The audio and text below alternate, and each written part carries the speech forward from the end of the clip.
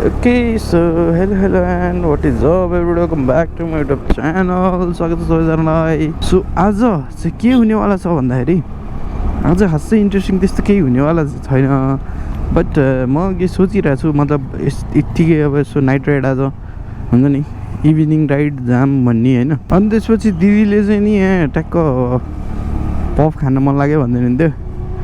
Not kind of त्यो खिच्नेवाला puff है, फेरि उके त्यो पाउरोटी टाइपको हुन्छ नि, पियुएफएफ हो, त्यो खान मन लाग्यो भन्दै हुन्थ्यो. अनि त्यही भएको भएर चाहिँ अब ट्याक्क इभिनिङ राइड पनि हुन्छ एउटा स्मल होइन.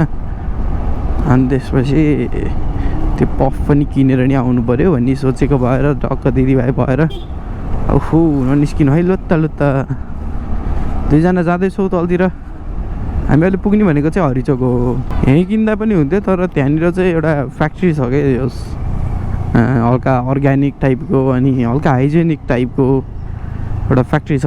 धेरै ठुलो छैन, सानो छ, टिनको टर, तर त्यहाँ बनाउने गुड्सहरू चाहिँ एकदम गुड्स हुन्छ कि, त्यहाँ बनाउने गुड्सहरू चाहिँ एकदम गुड्स हुन्छ कि, त्यही भएर गुड्स वाट एभर जे भन्दा पनि भयो त्यसलाई, तर त्यस्तो हुन्छ. त्यो भएको भएर जाँदैछौँ हामी त्यतै.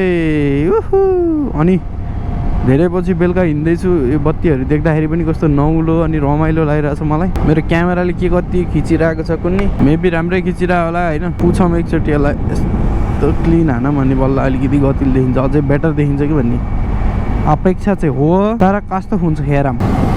वो hello buddy, what a big bike. अगाडि हेडलाइटहरू मैले टन्नै देखिरहेको छु, के हो बेला बेलामा त कन्फ्युज जस्तो भइरहेको छ मलाई. के भन्छ, सरी त्यसलाई के भन्छ अरे भने कमेन्ट्री भइरहेको छ यहाँ. खै त एमटी त हावा हावा ए हावा खुसबु लुटा दे भनेको त यही अगाडिकै हो क्या. ज्याकेट स्याकेट लगाएको त जस्तो छ क्या अरे. बाइक छ आइसकेको छ एमडी विथिन अ मिनट्स, एकैछिनमा आइन्छ यार एमडी पनि. घरबाट 2 मिनट हिँड्न पाएँ नै एमडी आइपुगिन्छ आजभोलि चाहिँ. पहिला चाहिँ मलाई यही बाटो पनि 10-15 मिनटको लाग्थ्यो, एकदम टाढाकै, मतलब अफ रोड थियो नि त बाटो. झन् पहिले अझ यो पिज लाइक बन्नै स्टार्ट नगर्दै झन् ओहो set. Oh what a lovely sound. 450 सीसीको इन्जिन हो अनि त्यतिको त 449 होइन, 449 सीसीको इन्जिन हो अनि त्यतिको त हान्नै पऱ्यो नि.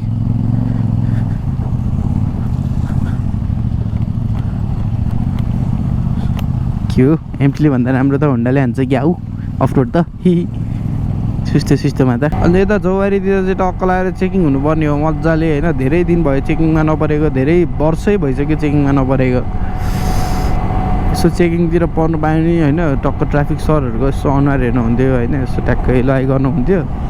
तर खै चेकिङ हुँदैन. लेकतिर गयो भने मापोस् चेकिङ हुन्छ एकै ठाउँ 4 चोटि. चिट काट्नलाई रेडी कि अब त्यता फेरि है चुस्छ केही हुनुहुन्न चिट. म अलमोस्ट हरिचोक आइसकेको छु.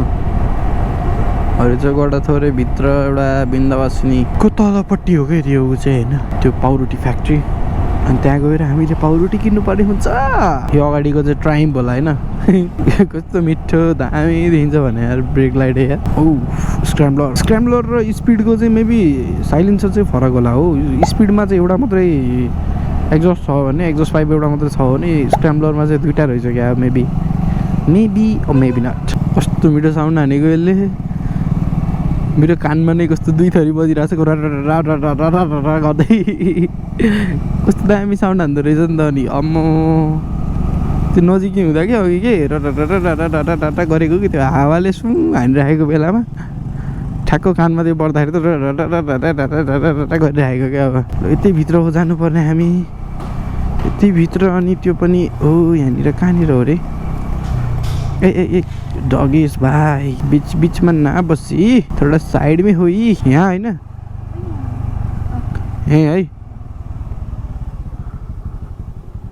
यहाँ राख्नु मिल्ला. जाम केही छैन.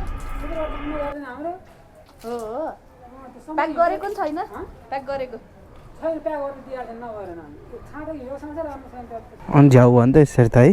हामीले चाहिँ अहिले यहाँ मासु किनिसकिएको छौँ. उहाँ पारी दिदी हुनुहुन्छ, चाहिँ मासु खाने मासु.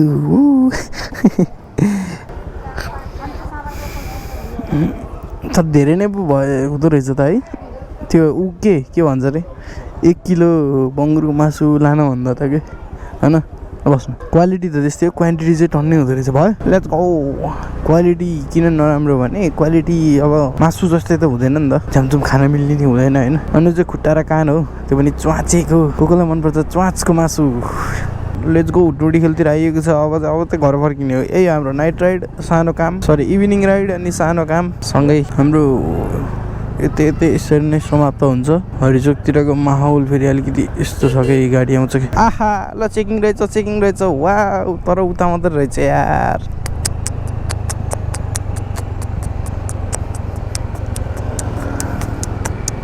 ए यस्तो व्यवस्थित तरिकाले रहेछ नि त अहिले त चेकिङ त आम्मा ओहो अहिले त जाडो होला जस्तो होइन चिसो भयो जस्तो भयो त भित्रैबाट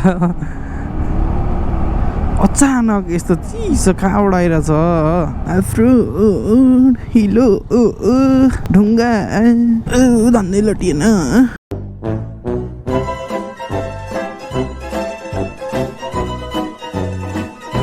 राति बिहा चाहिँ फेरि के को चिप्लो के को चाप्लो मतलब हुँदैन कि है किन है सर कुदाउनु भयो कि राति बिहा मात्रै है दिउँसो त एक ढुङ्गा नापेर अर्कै लेभलले चलाउनु पर्छ होइन अनि एकदम माहौल चिसो भए तापनि अब हामी चाहिँ अलमोस्ट अब घर पुग्न आँटिएको छ घरभन्दा नि मिलनचोक पुग्न आँटिएको छ अब मिलनचोक आइपुग्नु भनेको त घरै आउनु सराबर हो फेरि होइन कति नै टाइम लाग्ला र त्यहाँबाट त र आजको राइड म यहीँनिर इन्ड गर्न चाहन्छु thank you so much for watching होइन के भन्ने अरू bye bye peace So please subscribe,